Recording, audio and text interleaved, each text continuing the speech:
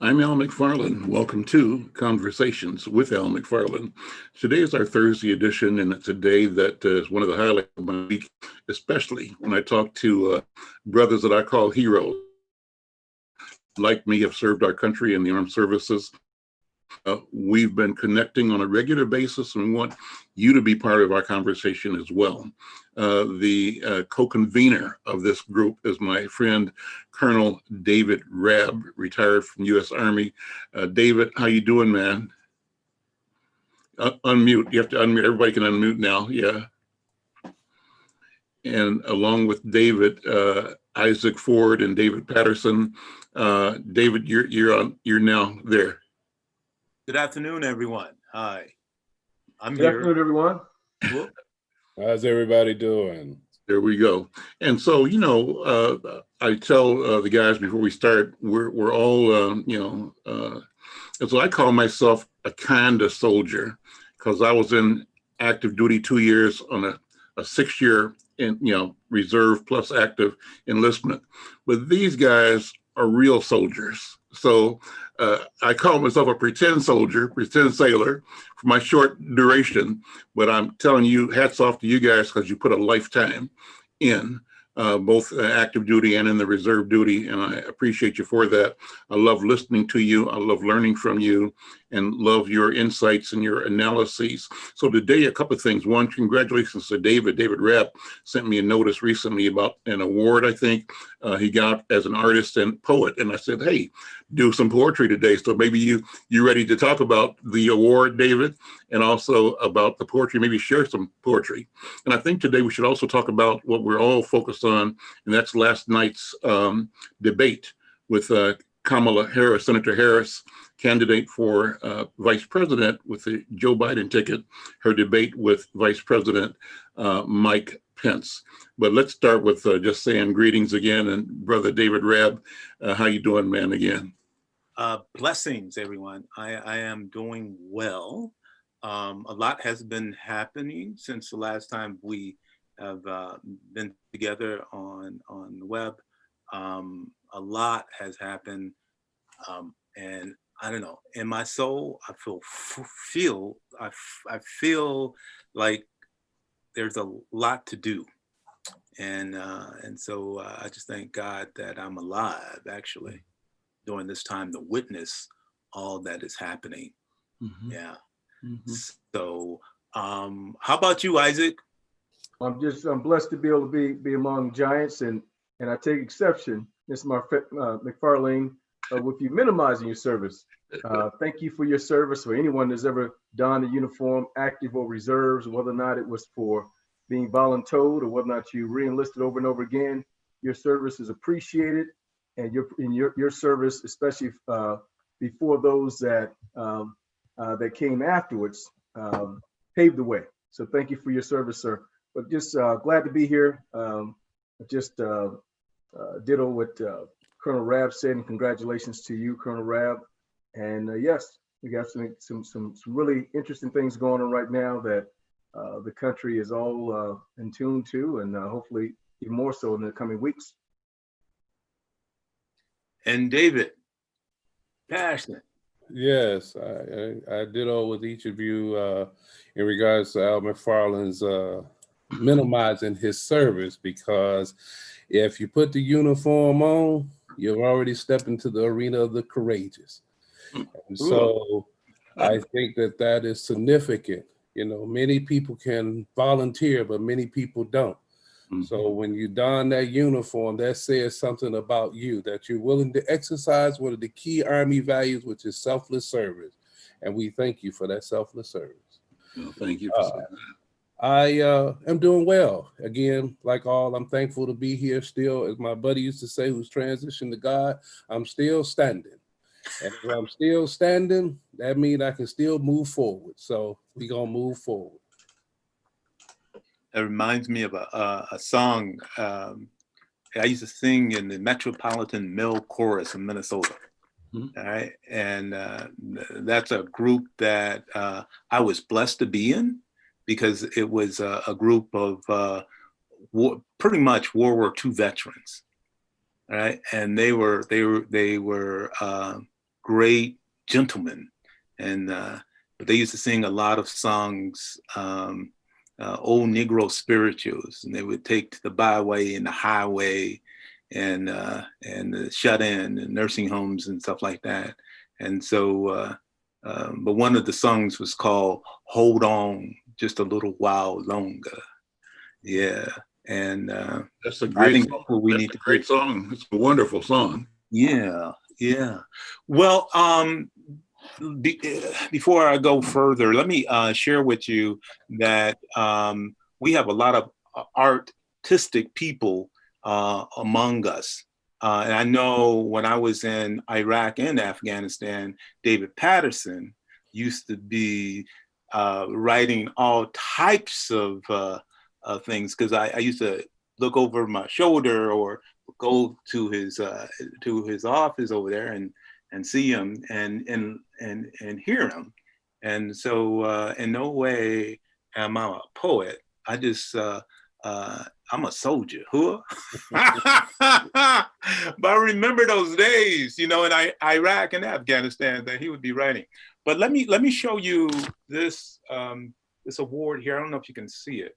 Wow, it's beautiful. It is a legacy award presented by the Minnesota Humanities Center as it relates to veterans' voices here in Minnesota, and I'm sure in other places around the country.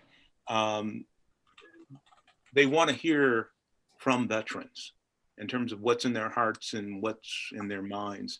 And so I was one of, I believe, 6 people in the state that won this award. And actually today, I'm supposed to be on another conference call where they will present the award to the public. And the poem that I wrote was actually a poem that its origin is from 2004 in Iraq. I was in Iraq, Dave. I was where David Patterson was, right? Dodging bullets and mortars and all that. But I remember that day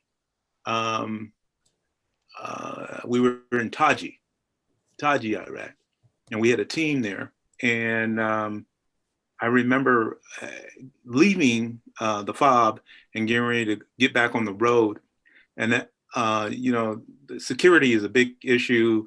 And also in terms of travel, you had to check in like an hour before or so. And then they had MPs that would come and ensure that, you had all your equipment and everything was good to go. And that the leadership was there in terms of the convoy.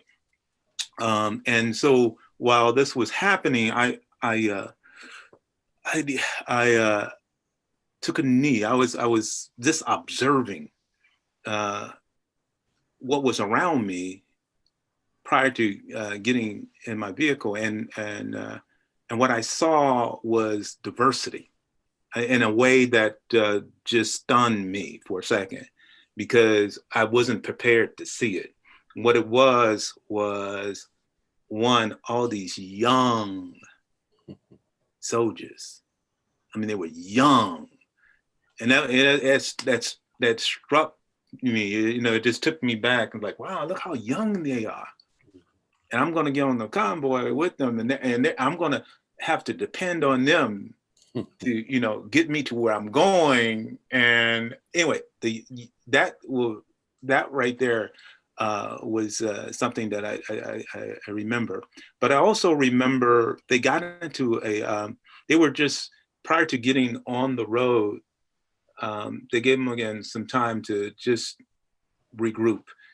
And what happened was, I used to carry a camera with me, and I took a picture of what I was seeing. I just took a picture and I put it in my pocket, and I came back to it after I got back to the Ford operating base. But the photo I took, I still have, and it was of these young soldiers who were of every nationality that represents the United States.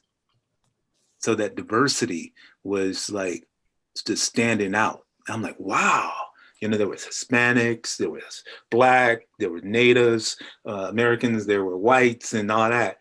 And one thing that they had in common was they were young.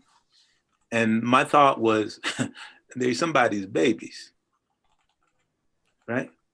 These people who we ask to defend us, to go to war for us, they're connected to somebody's family, but also to some mothers. I was thinking about the mothers, actually. Somebody's baby, right? And so I remember jotting down a note, and the question for me that popped up was, whose child is this, right?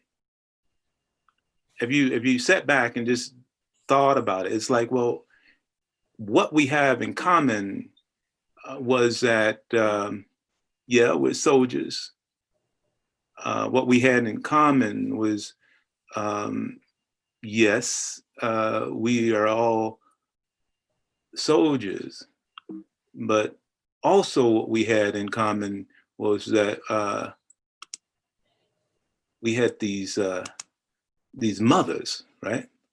These we were somebody's babies, right? We were somebody's baby, and I remember thinking to myself, this is something I'm going to write about. And so I wrote this this poem called "Whose Child Is This?" And it goes like this: Whose child is this? Shaped in the battle rhythm of on again and off again, fatigue, fear, and fight. Whose child is this? Whose child is this who's been remade and reshaped to withstand this bloody test? Whose child is this? Whose child is this that learned the game of war much too well? Kill or be killed? Whose child is this? Nursed in the battle rhythm of on again, fear, fatigue, and fight.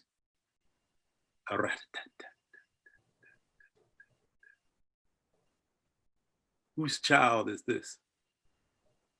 Across America, these boys came, so far from home.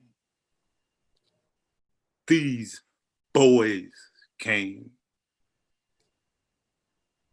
Whose child is this?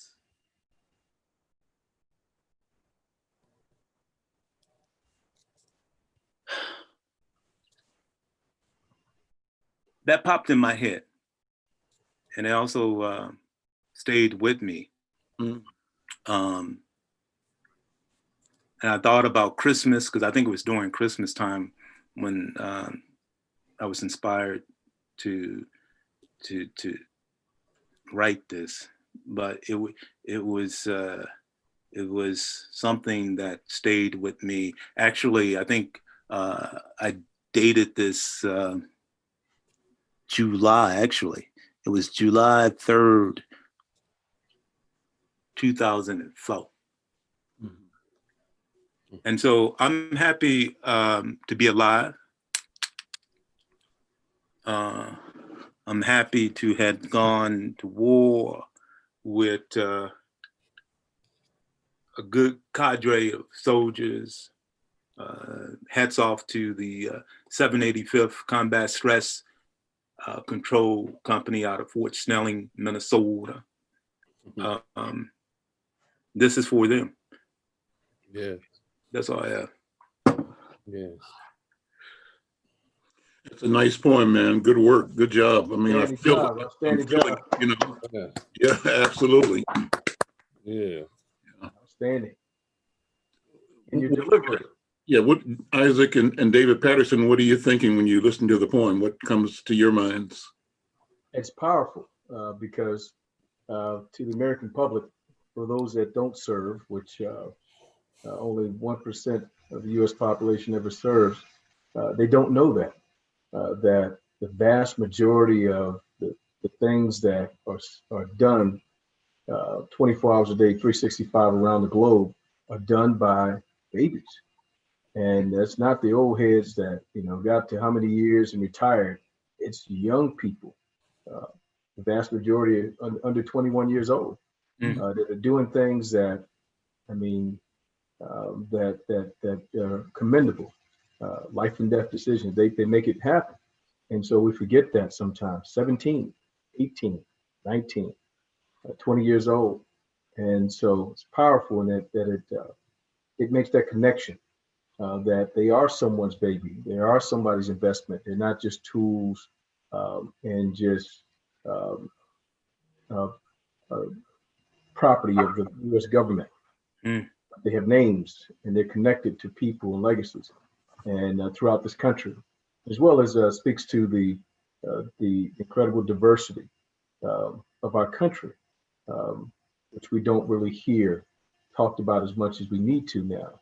But our country is all about diversity and immigration and people that look like a cross section of the country and not just someone's base. So very powerful, very powerful. Your comments reminded me, Isaac, that in fact, I finished my active duty tour before I turned 21. So when I went on active duty, I think I was 18. 2 years of active duty. I got out of and returned home on August 28th, 68. I turned 21 on September 15th. So that speaks and validates what you just said. It's kids, babies serving and putting themselves in service and in harm's way, and doing it, I think, in most cases, both selflessly and heroically, but equal to the task, right? Yes. Equal to the task. Yeah. So,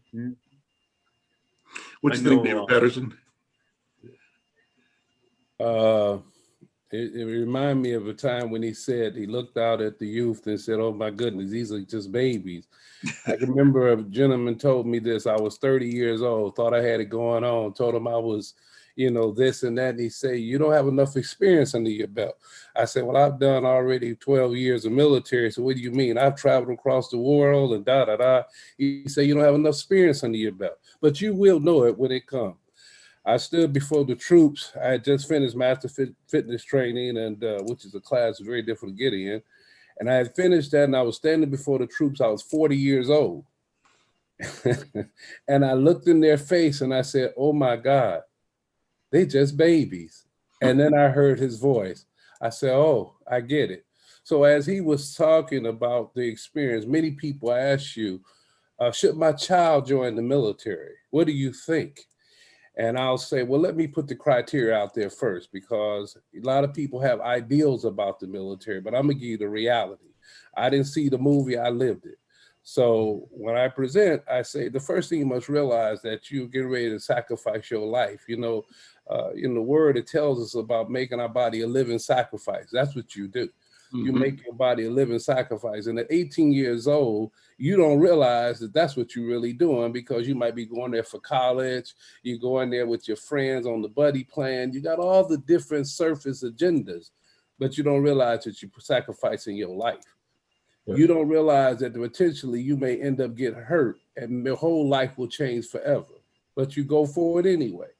But as you go forward, and I remember the troops, our troops, me and Dave's troops, and they were middle management, we would call them E6s and what have you. And they were talking, they were talking about these young kids today, and they about 27, right? So these young kids today, and I said, well, you know, did you forget that when you came in the military, you was 18 years old, you were them. And do you know that the rank don't start from the top to the bottom, but it starts from the bottom to the top and is all inclusive. What they can do, you can do, and you can do, they can do. So remember that because of the fact that they're young, don't mean that they can't do. Why? Because we train them to do. Everything is based on our leadership because we're preparing them to replace us because we're all replaceable. So as David said, you look and you see this is somebody's baby. Boy, this is mama's baby. This is daddy's baby. But babies become men. And I'm really a pusher because I don't know when you came in, but I was the last of the Vietnam era. And every time I see a Vietnam veteran or any campaign prior, I say, thank you for training me to do leader, to teach leadership, to be a leader. As a matter of fact, my fearless leader here gives me a call because I'm thinking I'm settled in and gonna settle out. And he says, Patterson, you think you settled, huh? We rolling out again. I was like, okay, gotta roll. So, you know, when I think about it, I think about we prepare men. And in a country right now where our young men are struggling with their identity, and to even be able to define what manhood is, or even fatherhood for that matter, one thing that I give the military that it prepares men. Now, obviously women too, that's a given, but it prepares men. And God designed man to lead. And unfortunately, because of the way the world is moving now, we're not seeing that as much. But I'm gonna close on this thought. I remember telling some troops, and I was the commander, knows who they are, and I said to them, when you go home, because they were reservists, I said, when you go home, you're going to be a different kind of person. You can sit in a university and your professor will be able to distinguish you out from everybody else. You will stand there and represent something that nobody else can represent that haven't served their country, because they'll see your discipline. They'll see your manners and being in control of oneself. And the Bible tells us to have self-control. They'll see that you know how to focus and have that linear or laser focus that makes sure that when you're given a task, you're going to make sure you complete the task till it completes the mission. You're going to be distinct. And one of my soldiers, Lee, he know who it is. He called me back and he said, you were right. I said, even your friends won't be the same. Your association, they will see that you're different. And then you'll wake up one day and realize you are the difference that makes a difference. And this becomes our world, right? This becomes our world. Before I move on, let me just say that the reason why I wrote it was more in terms of it was a spiritual thing for me, but that people that I went to war with and that Dave went to war with, David, how old was our oldest soldier? Our oldest, I think the last one was 72. That was the there was one 72. Yeah, that's right. 72. 72. And the young one, the other one who was the younger one was 68 or something like that. Yeah. Right. And then the question is, what? Because I know a lot of people saying, what? But yeah, because we didn't have at the time by Afghanistan, we didn't have people signing up, you know, to go to war, or the recruitment was because we didn't have anybody. It was down, and so the military went to the bench. You know, they said, "Who do we got in our arsenal? Who is physically fit, spiritually, mentally, and all that, and capable of defending or serving?" And what happened was, and this was my big surprise, was that these two old retired soldiers, or I mean, they had already served in Vietnam, but they raised their hands, right? I mean, they were from, I'm like, what? And when I first saw them, and people said, well, you know, sir, you're gonna be shocked. And you know, they said we got 2 more soldiers, but they're kind of old. Season. My question was, can they shoot though? That's what I want to know. Can they shoot straight? Yeah, no. But seriously, but at the same time, there's a lot of diversity, and age is just a number. Yes. When you go into war, you know, and those 2 soldiers, those 2 elderly gentlemen, did a fabulous job. Yes. In doing the work, and I was so proud of them for, you know, saying, yeah, we can do this. Now that's a spirit. That's really news to me, David, because Colonel Reb, I thought there was an age limit, and I didn't know that past 35, they would accept somebody in to active duty or in a reserve unit. So you're telling me that even at you know, mature men and women can be rejoined to the service. Is that true? That's true. Okay. That's true. Supply and demand. I mean, who wants to talk? Go ahead. I'm sorry. I was gonna say supply and demand. If you have a specialty, they will allow you in. Right. Medical, mental health, specifically doctors, you know, psychologists. Mm-hmm. Yeah, you have a skill set that we need, and so that was good. The other thing I would be remiss if I didn't say, and I have to say it, is that we were fortunate, the 113th as well as 785th Combat Stress Units, to have females also in our unit, right? And like, for example, in Afghanistan, we had about maybe 15. And in Iraq, we had close to, I guess, 15 too as well. And those groups also did well in terms of diversity. You know, you need to have every person you can when balloon goes up. And what we're looking at is the skill set, their spirit, in terms of how they you know, go about doing what they do. But we needed them. And I actually, one of our soldier who was just only a specialist in Iraq, I tell you, I was afraid when we were in Sadr City. I was afraid because it was a difficult assignment, and we had to go in. But I didn't have anybody other than to bring. I had to bring what I had, and this was before the questioning of, can females serve on frontline units and whatnot. We had nobody because of our unit design. We didn't have people, as we were saying. And so what we did is we brought her. We brought her in the combat zone, under fire. And she did a super fantastic job. And I'm proud to say that person right now is a major. She was a specialist, but now she's a major in the U.S. Army. Right? And have learned, doing really well. And so we sometimes have to rethink this notion of people's ability and what they can do based on our perceptions of them. Okay.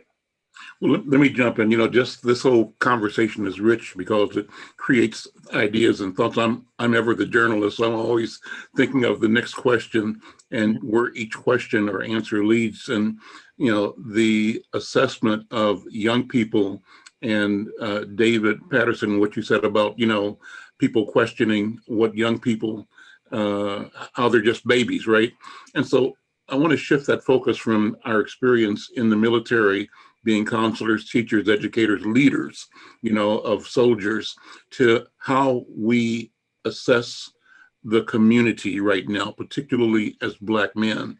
And I know, David Patterson, that you specifically are working in mentoring and training. And so maybe you'll take this first with Brother Isaac as well, as an educator, and Brother David as well. Where is our community right now? Many people lament that as a culture, either we have forgotten or gone astray or surrendered or given up. I don't know that that's true, but that's part of the language you hear. People will criticize the babies, the young people. They'll say that, the 7-year-olds and the 9-year-olds and the 14-year-olds don't have training, don't have respect, don't have interest, don't have the ability to pay attention for a long time. They'll also say that many of their moms and their parents are really babies raising babies, don't have the training, don't have the knowledge, and don't have the environment, the cushioning and enfolding environment that helps them be the kind of parent they need to be effective as a parent. So I'm just throwing these words out, these thoughts out, because it's in our everyday conversation in all of our communities. You go to a grocery store and you see a sister with 3 or 4 kids, and the woman might be cussing these 2-year-olds out viciously, threatening body harm, corporal punishment on the street. It's embarrassing to her, to children, everybody. But that's what we see a lot, too often in our community. So what are your thoughts about where we are in the civilian community, given what we said about acknowledging this role of training and leadership that we experience as military men? Isaac, you gonna go? Well, I think your point is well taken, Al, in terms of the void that we see. There are Black men doing phenomenal things in every aspect of our community, but not at the levels that we see our sisters doing. And so in terms of having that presence, with discipline, with focus, leadership in the family, in the community, for positive gain, there needs to be an uptick in that. And there are a lot of people that are working toward that. And it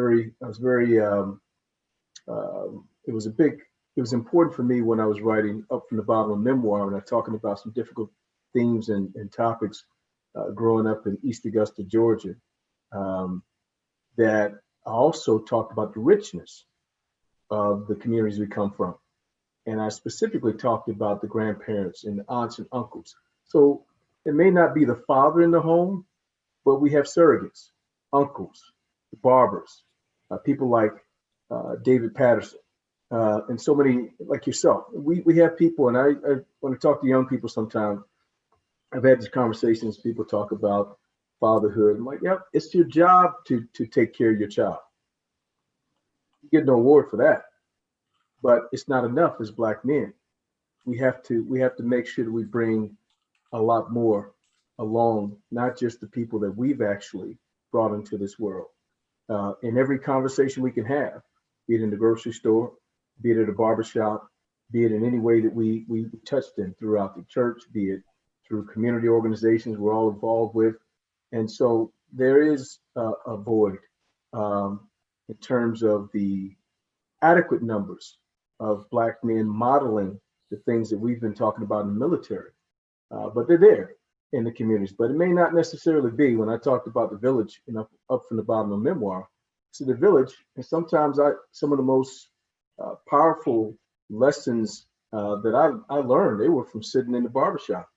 Men I didn't know, but I was listening, and I heard things, and I saw things being modeled, and so I would pick from those things as I saw them.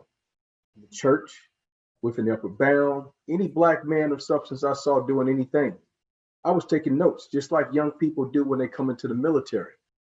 And they look around, they say, well, Colonel Rabb is doing this, Mr. McFarlane is doing this, Mr. Patterson is doing this, and they're doing well, so I'm going to pick from that.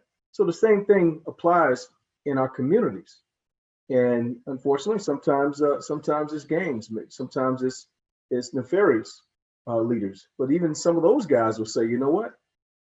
I don't want to see you. I don't want to hear you. You're not doing this.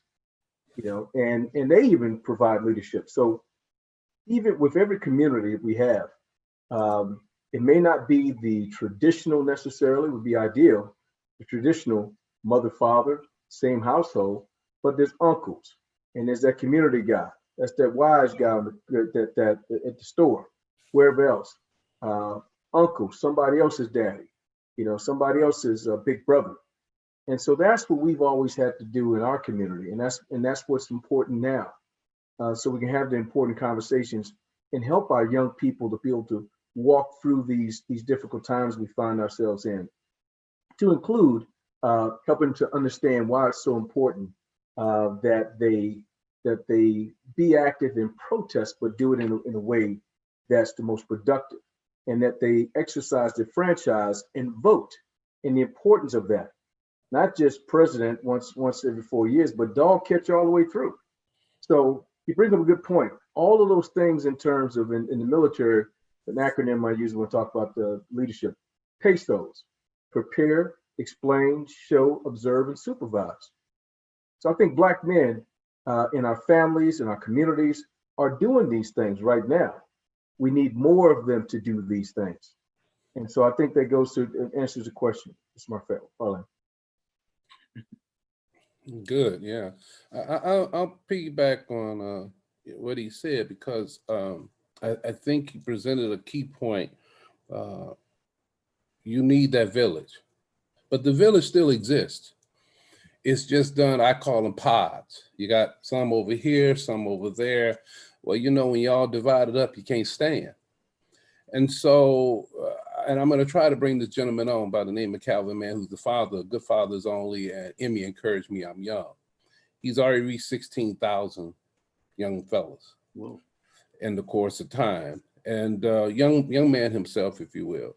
But what drew me to him was that he'd never been in the military, but he was a basketball and football coach. But he had that action mentality. And too many times we as Black men, we have a lot of faith with our works. We don't put the action behind it. And this is why I always compliment him, because I say, you're a man of action.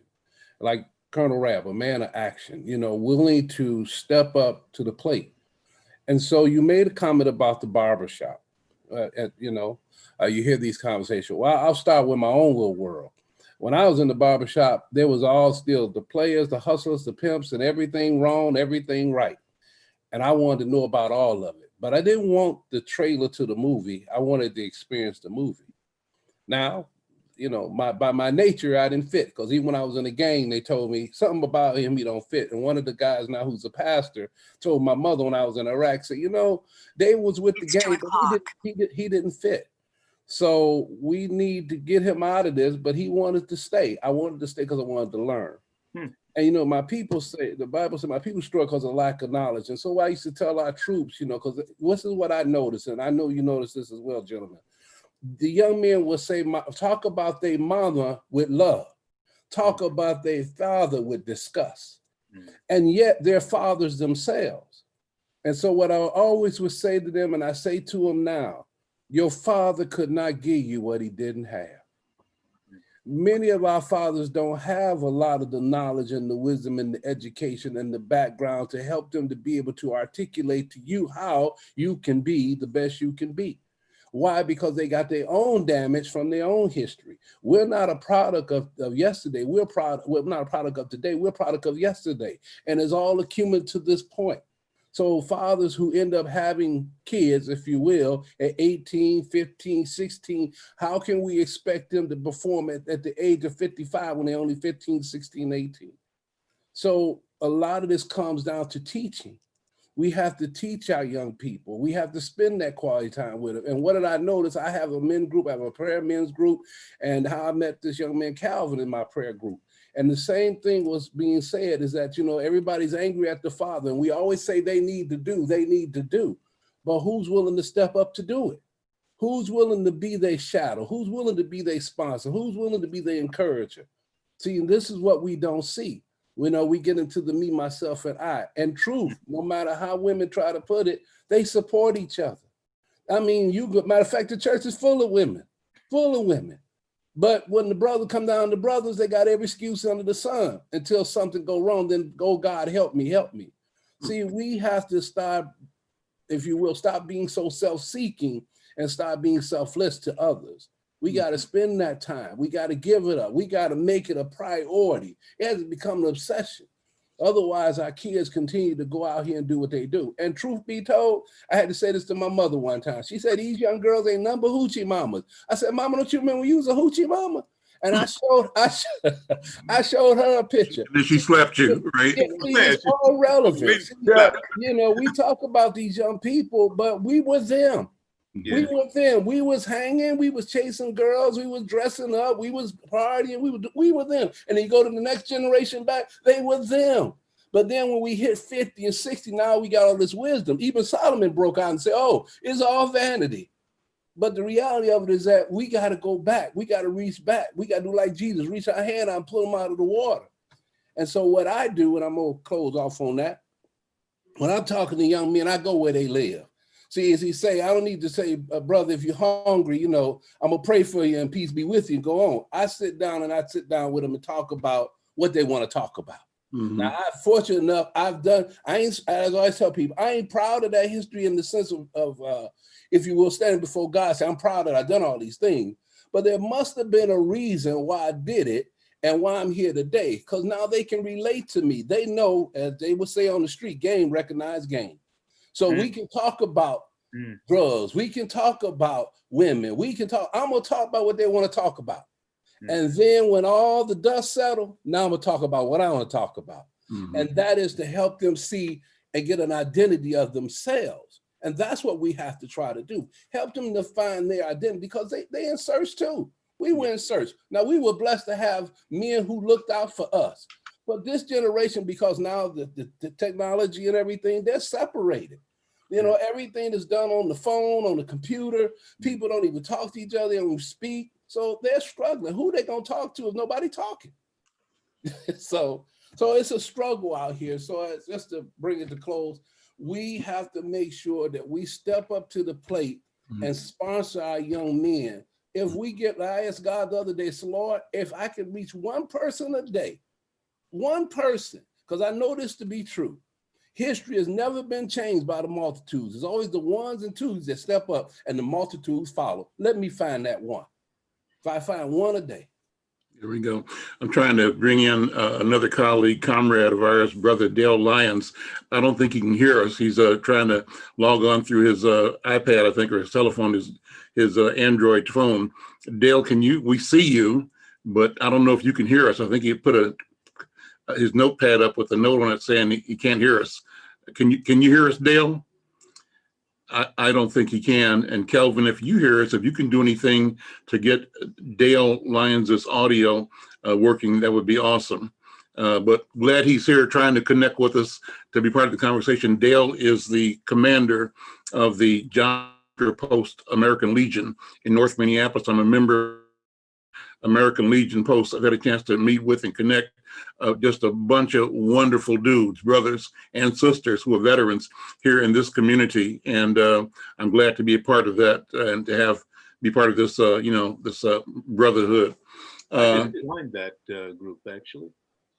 And you just joined. Great. Yeah. Mm-hmm. Yep. So my goal is to reach out to all the veterans, particularly our people, Black, Brown veterans in Twin Cities, and try to build that to a real strong, robust, active chapter, and it can be done. And I think now's the time to do it.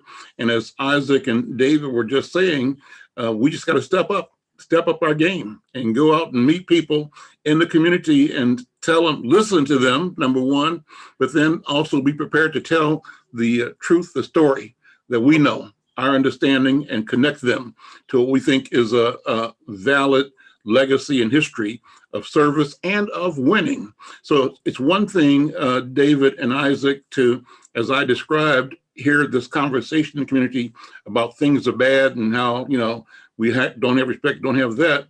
But it's another thing altogether to look at and look beyond that and look at that as only symptomatic of some problems, but not the real identity of who we are and what we are. And I think our commission, our work, our charge is to address the gift in each other, see the creator in each other, and call forth that spirit. And you demonstrate it by being it, number one. But if you operate from that plane, you invite the same. You called it game recognizing game, right? Hey.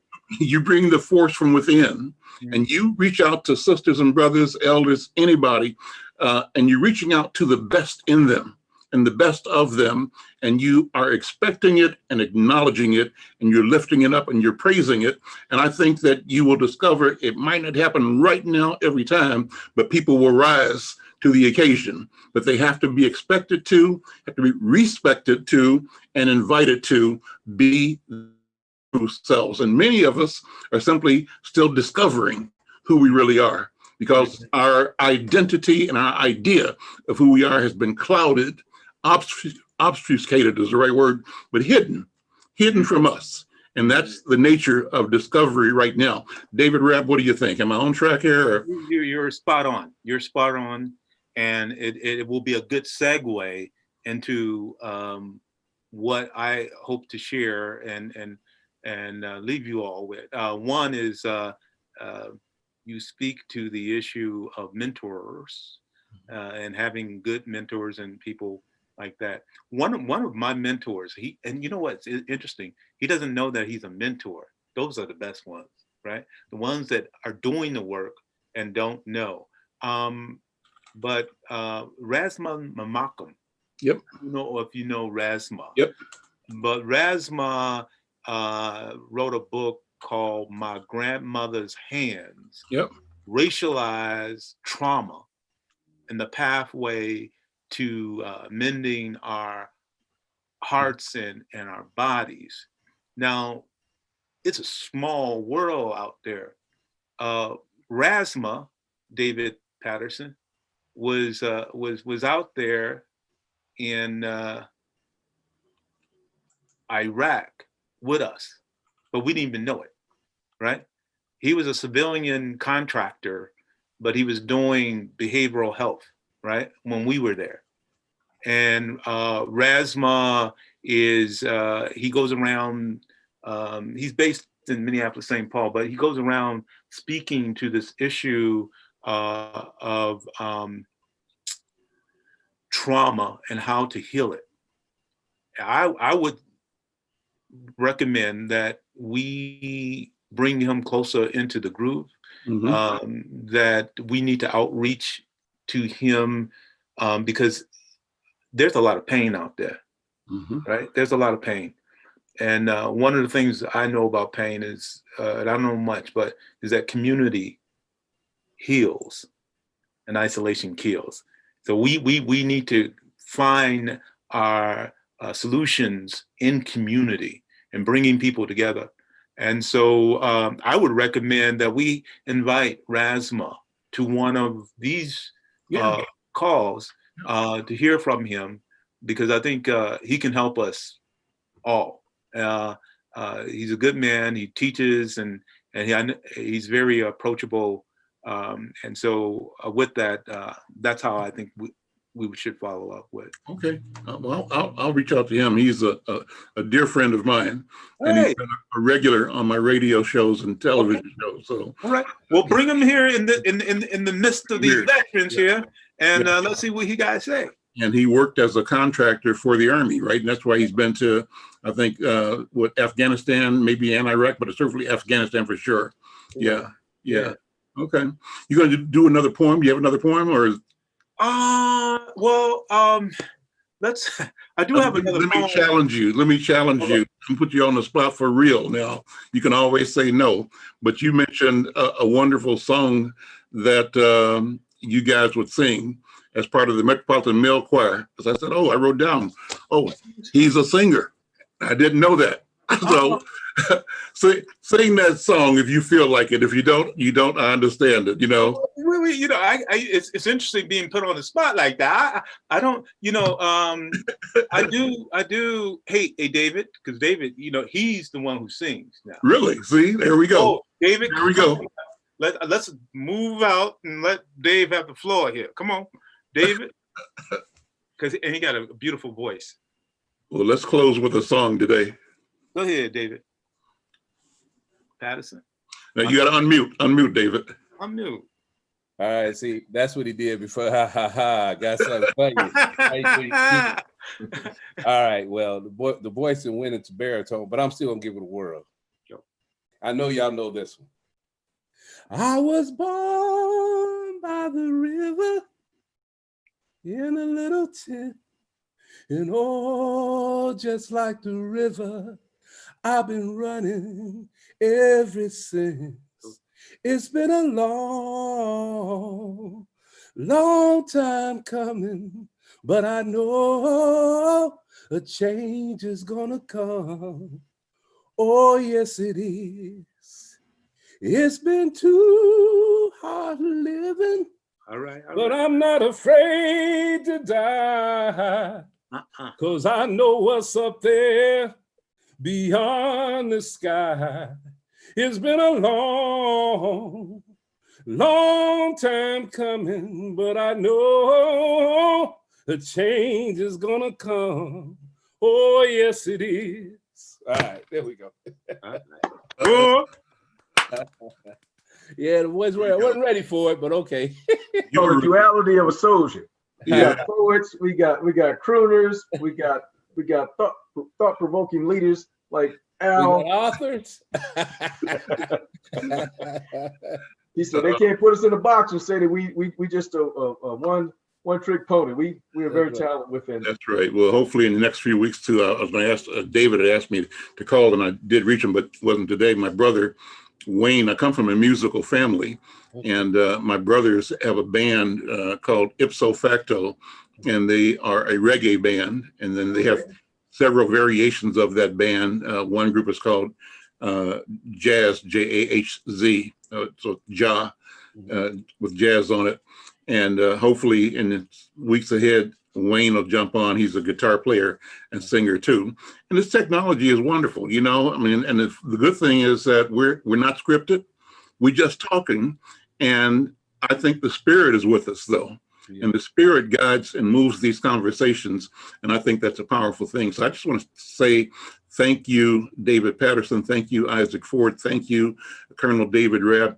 Brothers, thank you all so much for being here and for this fellowship. That's what I call this. Yeah. This is a chance for us to talk about, you know, what it is we know and to keep on the path to healing and health for ourselves and the people around us that we touch and that we lead and that we follow. So I think this is a good thing. So I'm going to close it right there. But David Rabb, David Patterson, Isaac Ford, I want you guys, your final thought for today.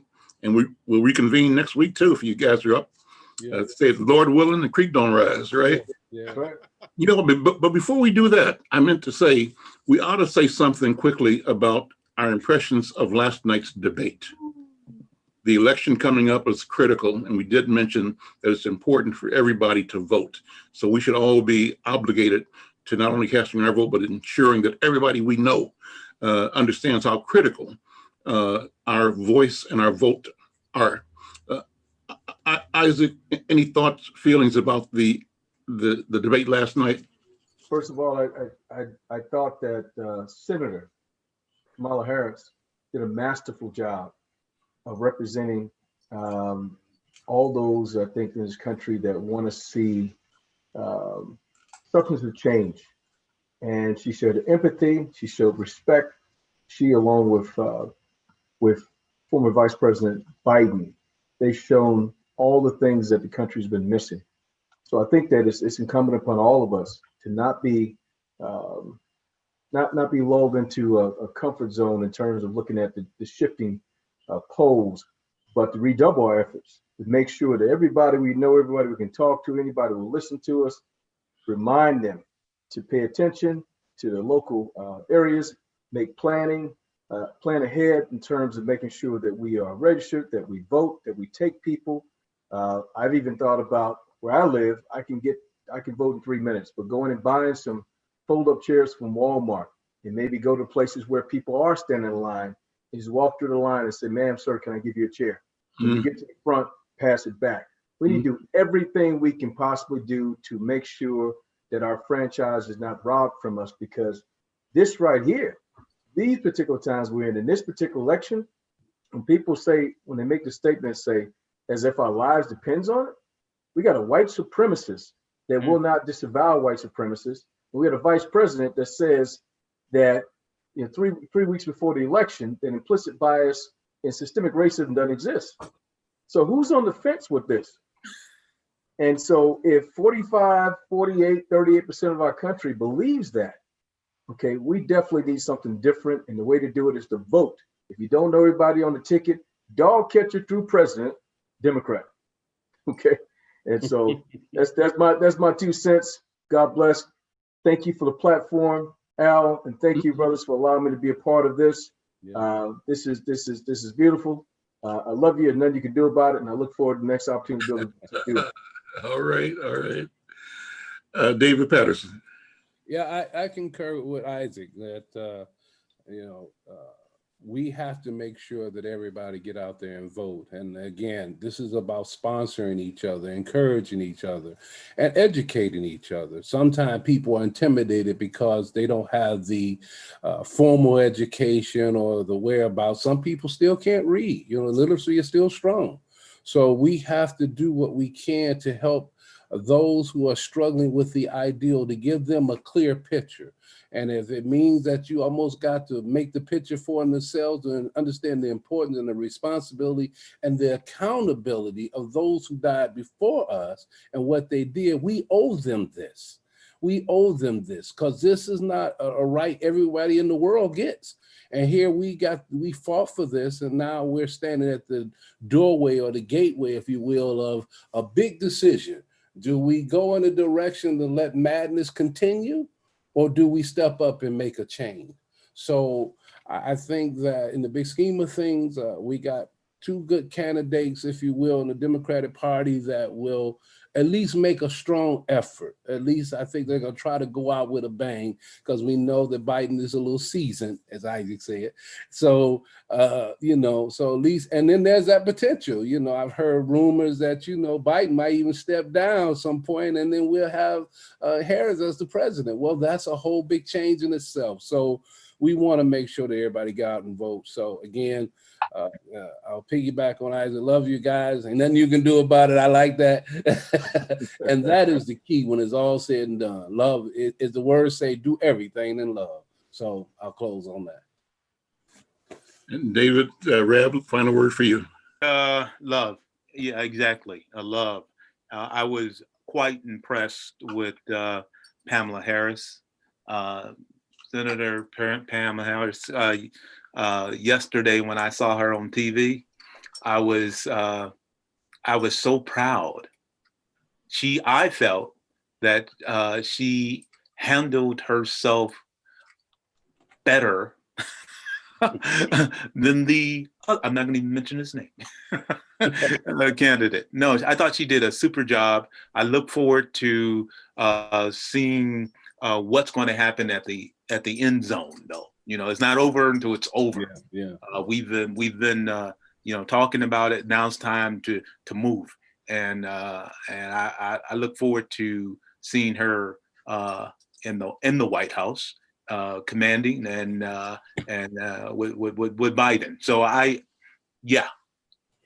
it was beautiful yesterday. I thought she did a super job. I was so impressed. I want to inject this one thing. Go ahead. This is another part about modeling. This is a model for our young girls. Hey. This is a model for our young girls. I mean, we know Michelle is definitely one, but we're seeing it again. And now we're getting that continuity of models that's visual. We got a lot of models in history that may not have been so visual, but they are visual. So hopefully this creates, as God said in his word, a hope for the future. I put in the chat, guys, a copy of next Monday's Insight News. We've got several powerful stories in there. So if you get a chance to click on the chat and download that story, or the actual whole newspaper is there, but I've got several essays that I think are rich, that talk about, you know, where we are in politics right now as a culture. And let me just share real quickly. There's an article by one of our writers is Dr. Irma McFarlane. She's our culture and education editor, and she's writing about some of the recent activity of Minnesota senior Senator Amy Klobuchar, who challenged Ted Cruz in talking about the replacement process for RBG, Ruth Bader Ginsburg. Mm-hmm. And she also wrote a story calling on Donald Trump, called The Great Hope of White America, playing on the Great White Hope. Good piece, good essay. And then a third piece on the assault on anti-racism and democracy coming from the White House. So good pieces. And then a sister who writes for me from out in the Southwest, Brenda Lyle Gray. Brenda Lyle Gray is actually a childhood friend of mine from kindergarten in Kansas City, where I grew up, but she's doing a new column for the newspaper. So she's written 2 columns in this paper, one called Charcoal Child, How to Discuss Race with Children. Mm-hmm. And the other one is called Unholy Oppression. And both of those are 3-part series, good stuff. Finally, there's a piece by this brother named Douglas Ewart, who's an artist, inventor, educator, and he wrote an opinion piece called Not Sorry for 45. And he's addressing, the irony or the divinity of President Trump having to be face to face with what he laughed about, and that's the pain, the misery of COVID-19. So with that, brothers, let's call this a day, and thank you all so much. And hopefully we'll see each other again next week. Absolutely. Be safe, gentlemen. All right, God guys, bless. be safe. Take God care. bless you. All right. Cool. Who? See, Dave.